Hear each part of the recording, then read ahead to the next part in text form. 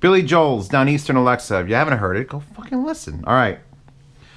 Questyle CMA-400i. It's been kicking around here for a few weeks.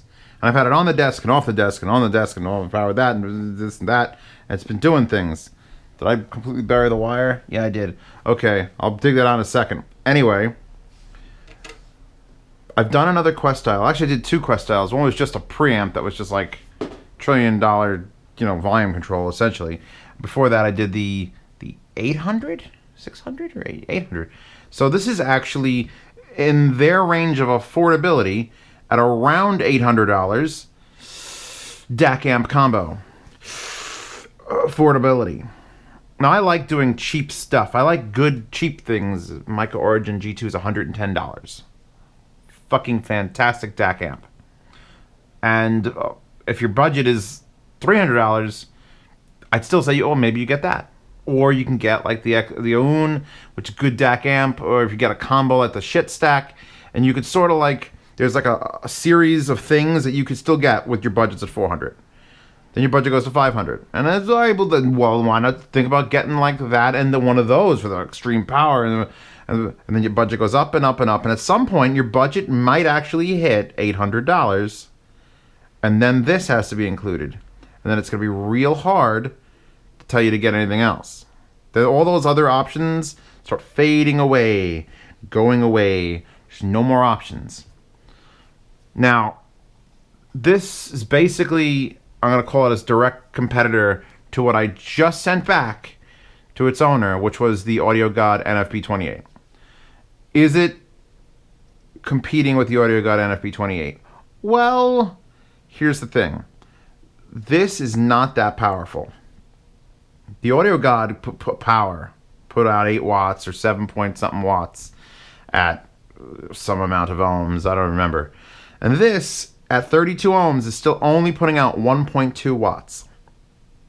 But it's a Questyle, so you can't hold power back for like, well, that doesn't have the power. I'm going to plug a bunch of headphones into it, like I've been plugging headphones into it. When I went to the Head-Fi meet this month, or a couple weeks back, I looked around my mansion here, and I said, all right, what am I bringing to power things at the Head-Fi meet? The meet where you got to show things off. I could have brought the NFB28, but I didn't. I brought this. One reason was that it's smaller, much more desk friendly. And we're going to unplug it in a second and actually look at things. Hold on. Just somebody that I used to know. Elliott Smith. Okay. One reason I brought it was much smaller. The other reason I brought it was that, well, the 1/4 inch doesn't lock. Fuck you, Audio God, for making it lock. The 4-pin also doesn't lock. And it was just like, all right, look. Build is better too, but I mean, raw sound quality, it's please don't put a gun to my head. Please don't put a gun to my head.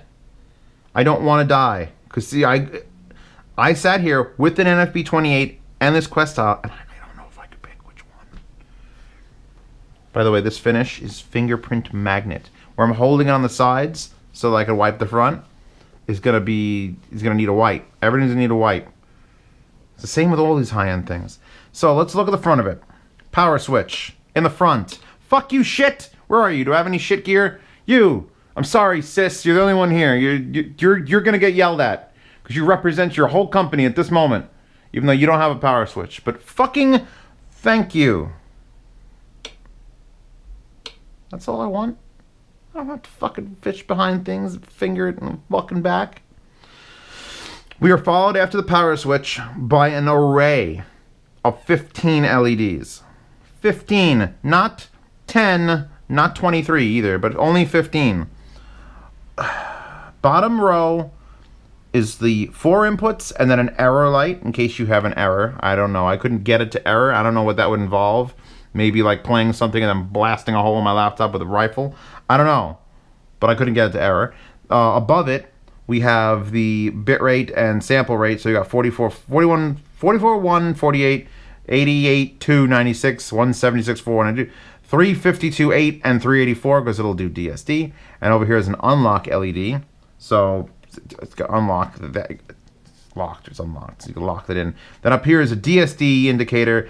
DSD 64, DSD 128, DSD 256. Because if you're gonna go all the way all through go through all the trouble of getting DSD to run from a source to this, it better a fucking light come on. I don't bother, so don't worry. Then these two indicators are amp or DAC, because there's a button here that lets you choose from the front outputs or the back outputs. I like that feature. I like that feature a lot. And this is the input switch, and there's your function switch. You have 3 outputs. Do you see the third output? Do you see it? Because it's a weird one. They put a 2.5mm balanced on this. So you got a full 4-pin balanced. You got a 6.35mm. That's very specific. Just call it a 1/4-inch headphone jack. And then you get a 2.5mm balance. And I think that's simply because if you're going to use IEMs, which this will do IEM matching and lower impedance stuff, it'll actually limit the power output for super low impedance things. So there's your 2.5mm balanced. You plug into that. I actually have some wires here. I have a wire set up for the TH900s to use that plug. And it says in the manual, do not use all 3 at the same time, or even 2 at the same time. So you just have to, you can plug them all in and they'll all run, but it's bad news. Volume knob. Likey the volume knob. Smooth. Just doesn't even feel like it's attached to anything. It just floats. It's magic. It's actually got an look. There's a white dot ended notch, so I could tell where the volume is. Dot could be bigger, but I'm clapping regardless. Let's look at the bottom, because look at the fingerprints. Because current mode gain control, it comes on standard for all. There's 4 Class A amplifiers in here, or a 4-section Class A to run everything, and each one has its own switch, which you have to get in there and flip it. They all come on standard, and you can switch them all to low. I haven't really run enough IEMs to concern myself with making it low. Standard seems to be the way to go. No glass top on this one, although I think you could get it. There's a picture of the inside of the unit. Where's my unit? My unit. Yeah, there it is. It's pretty. Tordial transformers. Who doesn't like a tordial transformer? I love a tordial transformer. Okay. Back of the unit. Power plug, 110, 220 switch. Here's your outputs. You've got 2 XLRs for balanced, 2 RCAs, which we're going to hook back up to the audio engines there. You got a switch to choose between adjustable or fixed. So pre-out versus line out, because the DAC in this will just out. It'll just out. It'll just out. What I don't like about this, and it sort of fucked me, I got a little bit fucked over at the head-fi meet with this unit, and I'll tell you why. But I can't blame it yet, because I haven't dug down deep enough. Because over here we have a SPDIF output, which I was planning on using, and I couldn't get it to work. But I've never used the Geshelli Labs DAC with a coaxial digital, so I'm not sure if that's at fault or this is at fault. It just wouldn't make go, and I couldn't test it. Then here's your input array. So you got coaxial input 1, coaxial input 2, fiber optic input, which is what I'm going to be using, and a USB, and I don't bother with USB anymore. I've lost so much stress in my life. It's come down. I've centered as a person because I don't install USB drivers anymore. I used to think it was like, oh, it's part of the thing. I have to go through the experience for my viewer base. Fuck you guys. I need my Zen. Use SPDIF. No more drivers. Now you can't DSD through fiber optic. That's a damn shame. Luckily, I don't apply to the church of DSD. So let's plug things back in. Fiber optic here. We've got these speakers, which have their own volume control. So we will switch this actually in a second so that it uses, let's see what it could go. Up is adjustable. I don't have it on adjustable yet. So there's adjustable. Turn this back on, which I've done accidentally by hitting against the table. Music is still playing. We're on amp, switching to DAC, now speakers. Now if I switch this switch, this becomes a line out, and these will get as loud as they are. Loud. That was loud. So there's adjustable here. These things have a way too much volume. Sneak preview of the review of the audio engine. That volume control is death. But so now that's on line out. So now this doesn't affect it. Now we've got something here. What I don't like about that is that if you switch it to a line out, it should output to both. Because assuming you're using a line out, that means you should have a volume control elsewhere. Like I do. Now, not that I'm saying I want to be able to control the speakers and the headphones at the same time, but I understand why they did it. I just for purposes, like if I had a tube amp there, like that dark voice, if I was outputting to that, and then I would be able to choose, okay, I want to output to the tube amp or to this amp, I would rather have the ability to have both on. Just when I'm in line level mode. When I'm in pre-out mode, obviously it needs to shut one thing off. That's what I like about it. Let's plug something else in, because those are fantastic. But I built this cable. I don't know if you saw me build this cable. Look at that. That is a 4-pin, essentially auxiliary cable. And then I wired it into a 4-pin jack. This is me just showing off now. I'll do it while the wallpaper's in view. That plugs in there. And then now this goes in here, because very few things use a 3.5mm balanced, but these do. These are the T60 RPs. Review incoming, boys. So now we're on amp. Now, these being T60s means I was going to say they have T50 drivers, but now that this is the highest ranking, doesn't this mean it has T60 drivers? Now, like I said, where it's like, oh, it's not a lot of power. It's running, 1.2 watts at 35. These are 50 ohms still. So it's probably running around a watt. And at roughly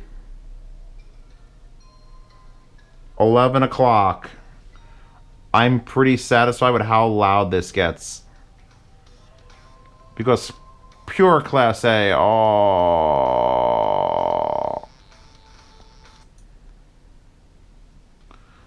Fabio and Moon extraordinary. Oh.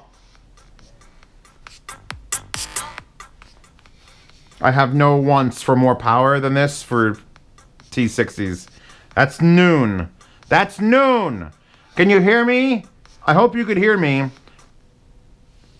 Now, granted, I'm also running it out of the balance, which has more power than the standard 1/4 inch, which you're probably going to get, which you're probably going to be using if you're using T20s, T50s. So, a little bit of a cheat, just a little cheat. But this world is all about, this whole audio thing is about cheating, getting by. Oh, enough of dance music.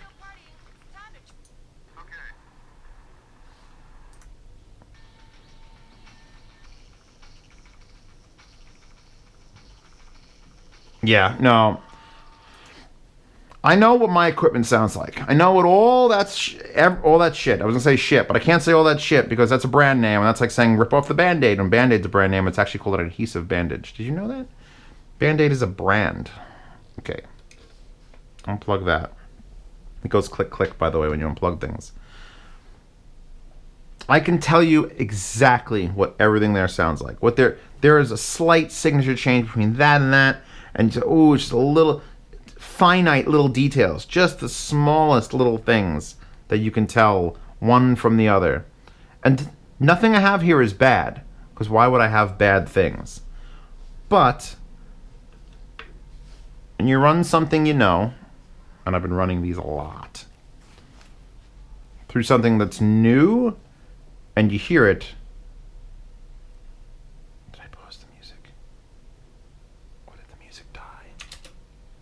There you go.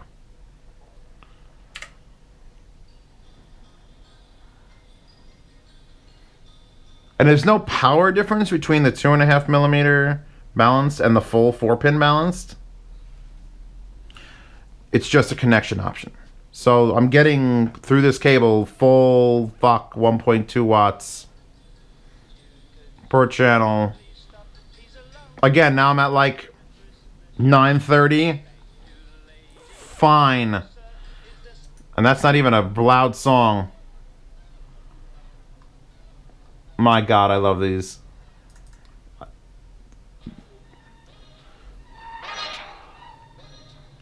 Yeah.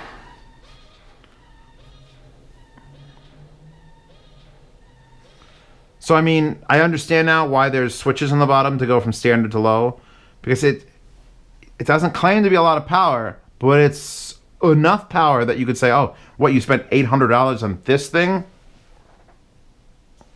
It barely has any power, and it has plenty of power. And then it has one of the, like, just one of the cleanest sounds I've heard. Like, what? How do I put this? How do I put this so I don't sound like a pretentious asshole? This should be all you need. NFB28 or this, flip a coin. Honestly, the sound quality of this has the connectivity options, well, almost the connectivity options of the NFB28. They're both exceptional breeds. This doesn't have remote control, but as you saw in my NFB28 review, that shouldn't even have a remote control because it's so fucked. Oh. I'm just having an orgasm now. Hold on. The Big Gun Down by Prodigy. We should all share in this. See, now it's here.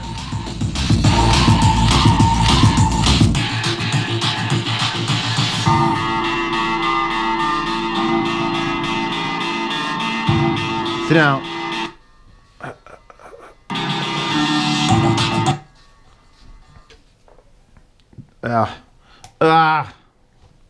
Let's go back to these. What problem do I have with this? So the coaxial output that's on the back of it. When I was at the Head-Fi meet, I had brought the Geshelli Labs Enog because I love that DAC and I wanted to show it off. But my laptop was plugged in. Actually, my laptop was plugged into the SPDIF output of the Origin G2, just like it is now. And then that was outputting to this, and this was being my master DAC amp. And then I was going to bounce the coaxial output into the Enog and run that on a completely separate, the Gilmore, the head amp Gilmore, and I was going to have that be a little separate cluster of DAC amp, and this is going to be DAC amp, and that was already DAC amp, and I was going to have all this. Oh, I'm super cool. But, yeah, could not get the coaxial output to either work on this or the input to work on that. I really do have to keep wiping it. My tan heritage is messing me up. Can I get it? These headphones are not Prodigy headphones. That's what these headphones are. The Village OST, the Gravel Road. Why am I pulling my headphones off so you could hear it? See, that's. And one of the reasons I like using it as a line is because if you use it as a pre, if you do this, and I do this, and then I turn this, and I'm listening to headphones, and then I swap over to speakers, you can balance them so that they're about the same volume. But then, if you change headphones, and all of a sudden your headphones need more power, then you switch over, and you're pushing out a lot more to those, and they go, blowing up. So I prefer it to be used as a line out. I mean, these are powered monitors, but they have a volume control. If these were, let's see, the Mackies, the Emotivas, or those JBL 305Ps, then you'd have to use it as a pre. You'd have to, because those don't have those have individual gain controls. This is a separate amplified set of speakers. Right there is your volume control. So I would recommend using the line output. God, don't blow it up again. Yeah. Gonna bitch when I review this about how stupid that is.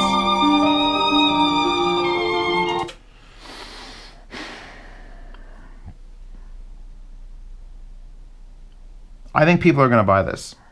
I think it certainly beats the NFB 28 and the NFB 11 and R2 R11 and pretty much all audio god problems in looks. It just shits on them in looks, which is a lot about. I mean, if you're like an insane person that is willing to like get a cardboard box and just pour money into it until good sounds come out of it, then that's, you know, and that's, you're happy with that, you're fine. But looks kind of matter a little, just a little bit. My chest feels better when it's like, oh fuck, with the aluminum and the gaps are perfect and everything is screwed with these silver screws. Ooh, I go ooh looking at this. I never oohed looking at the NFB 28. I oohed when I opened it up though. I pulled the top off of that and I was like, ha ha ha, I fucking just, your chest fell apart. Like, holy shit, components and amazingness. So this is a simpler unit than that, but it's just the outside, the package is much better. The package is better. Not saying that you shouldn't get the NFB 28. I'm just saying, if I had to pick one to put on like my desk in an office, it'd probably be this one. Just for the looks of it. Even with that sound, even with the lack of, the quote-unquote lack of power, I see no reason not to just, what do you got? HD 800? This. The only time you're probably going to have an issue is with something crazy. I'm talking about the highest end of spectrum crazy, like HE6s. Now, I have this set up. If I could find the end, there it is. Because I was also using this. Actually, I was using that at the head fight meet. But this, I'm switching that function to amp. Now, this is a wire I built because it's pink. It may look red or it's pink. It's hot pink. And I built this so that I could use the IFI IESL here to run my Insano Stax L700s off of a balanced amp. And when I did the testing, when I've done the testing, this combination was absolutely berserk. So here we go. Music over. Did I pause it? You know how you could tell you're wearing Stax? When you hit on pause and go, fuck, did I leave the speakers on just now? No. That's when you know you're wearing L700 Stax. Now, on a loud song or a higher recorded song, I'm bringing this to about 130. But that's enough through that to push my L700s, which it's not easy to do that. It's not easy at all. So I trust the quality output and the power output of this. This could easily be all anyone needs. Granted, this costs more than this, but it does something magical. So there you go. And I've got that monster Stax amp back there. This is my test against the monster Stax amp to see if, you know, does that actually make a huge difference compared to this? I don't think it does. I don't think it does. I think this is good enough for everybody. By the way, Stax. Can I just stare at that wallpaper and listen to Stax for a second? Yeah. She'll get you through. She'll get you through. Jade or the car? Yes. Yes. Fuck. I missed Interstate 76. When is that game getting remade with like a giant planetary engine like Altera? Okay.